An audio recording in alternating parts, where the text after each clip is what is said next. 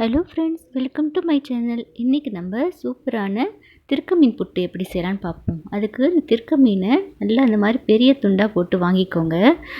அப்படின்னா தான் உங்களுக்கு நம்ம சாதா வேக வச்சு எடுக்கிறதுக்கு ஈஸியாக வரும். நம்ம கடையிலே சொன்னிங்கன்னா பெருசாக கட் பண்ணி கொடுப்பாங்க. நான் இதை நல்லா க்ளீன் பண்ணிவிட்டு உப்பு மஞ்சத்தூளும் போட்டிருக்கேன். இது மேலே கொஞ்சம் மண் மாதிரி இருக்கும், அதனால் நல்லா அழுத்தி தேய்ச்சி நல்லா கழுவிடுங்க. இப்போ நம்ம இதை ஃபஸ்ட்டு ஸ்டீம் வச்சு எடுத்துக்க போகிறோம். அதுக்காக உப்பு மஞ்சத்தூளும் போட்டு நல்லா பிசைஞ்சிக்கோங்க. பிசைஞ்சிட்டு இதில் தண்ணி விட வேண்டாம். குக்கரில் மட்டும் நம்ம இட்லி வேக வைக்கிற மாதிரி ஒரு டம்ளர் தண்ணி கீழே விட்டுட்டு இந்த பாத்திரத்தை உள்ளே விட்டு நம்ம இட்லி வைக்கிற மாதிரியே தான் ஒரு 10 நிமிஷம் ஆவியிலேயே ஸ்டீம் பண்ணி எடுத்துக்கணும். இந்த மீன் ரொம்ப நல்லதுங்க. நம்ம அதுவும் பாயில் பண்ணி சாப்பிட்றதுனால உடம்புக்கு ரொம்ப ஹெல்த்தியான ஒரு டிஷ் இது. இப்போ பார்த்தீங்கன்னா 10 நிமிஷம் நான் வச்சு எடுத்துட்டேன். இது நல்லா வெந்திருக்கு. இது பார்த்திங்கன்னா இந்த மீனில் முள் இருக்காது. சின்னதாக அந்த முள்ளும் பார்த்திங்கன்னா சாப்பிட்ற மாதிரி சாஃப்டான முள்ளாக தான் இருக்கும். நமக்கு மீனில் இருக்க முள் மாதிரி ஸ்ட்ராங்கான முள் இருக்காது. பார்த்திங்கன்னா இதை நம்ம சதை தனியாக அந்த முள் தனியாக பிரித்து எடுத்துக்கலாம். இப்போ நான் காட்டுறேன் பாருங்கள். இந்த முள் பார்த்திங்கன்னா இந்த சீப்பு மாதிரி நீட்டாக இருக்கும். அது நீங்கள் கையில் எடுத்துட்டாலே ஈஸியாக வந்துடும். அது சாப்பிட்றதுனாலே ஒன்றும் கிடையாது, நல்லா சாஃப்டான முள் தான். இருந்தாலும் நம்ம சாப்பிடும்போது நம்ம கன்வீனியன்ஸ்க்காக நம்ம அதை எடுத்துறது நல்லது. பார்த்திங்கன்னா இப்படி உருவி எடுத்திங்கனாலே மீன் நல்லா வெந்ததுனால உங்களுக்கு ஈஸியாக வந்துடும்.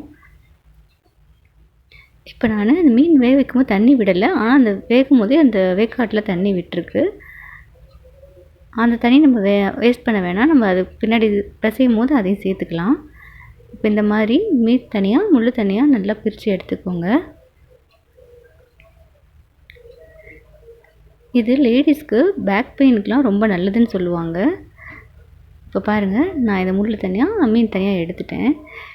இந்த மீன் இப்போ இருக்கட்டும். இப்போ நம்ம மற்ற சாமான் என்னென்னு பார்க்கலாம். இதுக்கு பார்த்தீங்கன்னா 2 பெரிய வெங்காயம், நல்ல பெரிய வெங்காயம் 2 பச்சை மிளகா, 6 பல் பூண்டு, ஒரு கைப்பிடி நிறைய கருவேப்பிலை எடுத்து வச்சுருக்கேன். அப்புறம் ஒரு சின்ன அரை மூடி தேங்காய் வேணும். சீரகம் ஒரு டேபிள் ஸ்பூன் வேணும். இவ்வளோ தாங்க இது சேர்க்கிறதுக்கு. இதுக்கு நான் சொன்ன இந்த தேங்காய், பச்சை மிளகா, பூண்டு, ஜீரகம் இதெல்லாம் நம்ம ரொம்ப பேஸ்ட்டாக இல்லாமல் நம்ம அரைச்சி எடுத்துக்கணும். இது நான் எல்லாத்தையுமே இப்போ நான் மிக்ஸி ஜாரில் சேர்த்துக்கிறேன். அது கூடவே பார்த்திங்கன்னா இஞ்சி பூண்டு பேஸ்ட்டு ஒரு டேபிள் ஸ்பூன் தேவைப்படும். இது நீங்கள் தனியாக அரைச்சிக்கலாம், இல்லை நீங்கள் ஏற்கனவே வீட்டில் இருக்கிறதையும் யூஸ் பண்ணிக்கலாம். இது ஏற்கனவே வீட்டில் இருக்கிறது தான் யூஸ் பண்ணிக்கிறேன். இப்போ பாருங்கள், இந்த தேங்காய், பச்சை மிளகாய், பூண்டு, ஜீரகம் அரைச்சாச்சு. ரொம்ப நைஸாக இல்லை, கொஞ்சம் லைட்டாக குறக்குறன்னு இருக்குது பாருங்கள். இப்போ இந்த அரைச்ச மசாலா ரெடி ஆயிடுச்சு. இப்போ நான் அந்த வெங்காயத்தையும் கருவேப்பிலையும் நறுக்கி வச்சுருக்கேன். இப்போ நம்ம முதல்ல இந்த வெங்காயத்தை வதக்கி விட்டுருவோம். அதுக்கு கடாயில் ஒரு குழிக்கரண்டி எண்ணெய், கடலை எண்ணெய் விட்டுட்டு இந்த பொடியாக நறுக்கின வெங்காயத்தையும் கருவேப்பிலையும் சேர்த்துக்கோங்க. இந்த மாதிரி சேர்க்கும் போது இந்த மாதிரி நான் கையில் போடுற மாதிரி நசுக்கி விட்டு போட்டிங்கன்னா வெங்காயம் நல்லா உதிராக விடும், உங்களுக்கு சீக்கிரமும் வதங்கும். இப்போ எண்ணெயில் நம்ம வெறும் வெங்காயமும் கருவேப்பிலையும் சேர்த்து நல்லா வதக்கிக்கிறோம். அந்த வெங்காயம் வதங்கிறதுக்காக நான் ஒரு 2 ஸ்பூன் தூள் உப்பு சேர்த்துக்கிறேன். நம்ம மீனில் ஏற்கனவே உப்பு போட்டு வேக வச்சுருக்கோம். இது இந்த வெங்காயத்துக்காக மட்டும்தான். இது இப்போ நல்லா வதங்கட்டும். அதுக்கு நடுவில் நம்ம என்ன பண்ணலாம், இப்போ இந்த மீன் நம்ம அவிச்சு ஆஞ்சி வச்சுருக்கோம் இல்லைங்களா, அதில் இந்த அரைச்சி வச்சுருக்க தேங்காய் விழுதை நம்ம சேர்த்துக்கலாம். தேங்காய், பூண்டு, பச்சை மிளகாய், ஜீரகம் இதை அரைச்சி விழுதை சேர்த்து இதை மீனோடு சேர்த்து நல்லா பிசைஞ்சு விட்டுக்கோங்க. ஏன்னா நீங்கள் கடாயில் போட்டு கிளறும் போது உங்களுக்கு அந்தளவுக்கு மிக்ஸ் ஆகாது. ஏன்னா நம்ம மீன் உதிராக இருக்கணும். அதே மாதிரி கலவையும் போடும்போது உங்களுக்கு ஒட்ட ஆரம்பிக்கும், சரியாக கிளற வராது. அதனால் முதல்லையே இந்த தேங்காய் மசாலாவோட நீங்கள் இந்த மீனை போட்டு நல்லா பிசைஞ்சிக்கோங்க. பிசையும் போதே பார்த்தீங்கன்னா நம்ம என்ன தான் ஆஞ்சி எடுத்திருந்தாலும் நம்ம கையில் சில அந்த மீனோட எலும்பு தட்டுப்படும், அதை நம்ம எடுத்துடலாம். இப்போ பார்த்தீங்கன்னா இந்த வெங்காயம் நல்லா வதங்கிருச்சு.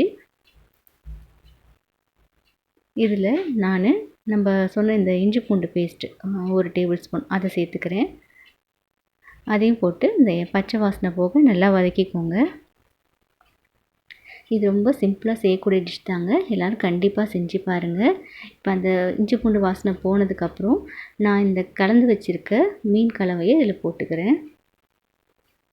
உங்களுக்கு காரத்துக்கு ஏற்ற மாதிரி காரம் கூட வேணும்னா நீங்கள் பச்சை மிளகா கூட சேர்த்துக்கலாம். இது நம்ம நல்லா கிளறி விட்டுக்கலாம். வெங்காயத்தோட மீனை நல்லா சேர்த்து கிளறி விட்டுக்கலாம். இப்போ பார்த்திங்கன்னா உங்களுக்கு கெட்டியாக இருக்கமா இருக்கும். கிளற கிளற நல்லா உதிர்ந்து வந்துருங்க. கைவிடாமல் கிளறிட்டே இருங்க, இல்லைன்னா அடியில் ஒட்டிக்கும் உங்களுக்கு. இப்போ பாருங்கள், உங்களுக்கு ஃபஸ்ட்டு இருந்ததுக்கும் இப்போதைக்குமே நல்லா வித்தியாசம் தெரியும். நல்லா உதிர் உதிராக வந்திருக்கு. ஏற்கனவே வேக வச்ச மீன்றனால கொஞ்சம் நேரம் வதக்கினா போதும். கடைசியில் கொத்தமல்லியும் 1 டேபிள் ஸ்பூன் மிளகுத்தூளும் சேர்த்துக்கோங்க. ரொம்ப மணமாக நல்ல சூப்பரான சுவையில் ரொம்ப அருமையான திருக்க மீன் புட்டு ரெடி ஆயிடுச்சுங்க. இது சாதத்தில் நீங்கள் அப்படியே போட்டு கூட சாப்பிட்லாம், ரசத்துக்கு தொட்டு சாப்பிட்லாம். ரொம்ப அருமையாக இருக்கும். சின்ன பிள்ளைங்களுக்கும் காரம் சாப்பிடாதவங்களுக்கும் இந்த மாதிரி நீங்கள் செஞ்சு கொடுத்தீங்கன்னா ரொம்ப விரும்பி சாப்பிடுவாங்க. நிறைய பேருக்கு இந்த திருக்க மீன் எப்படி செய்கிறதுன்னு தெரியாது. சில பேர் ஃபிஷ் ஃப்ரை மாதிரி பண்ணுவாங்க. ஆனால் இந்த மாதிரி செய்கிறது ரொம்ப நல்லா இருக்குங்க. எல்லோரும் கண்டிப்பாக ட்ரை பண்ணி பாருங்கள். சுவையான திருக்க மீன் புட்டு தயார். Thank you viewers. தேங்க்யூ ஃபார் வாட்சிங்.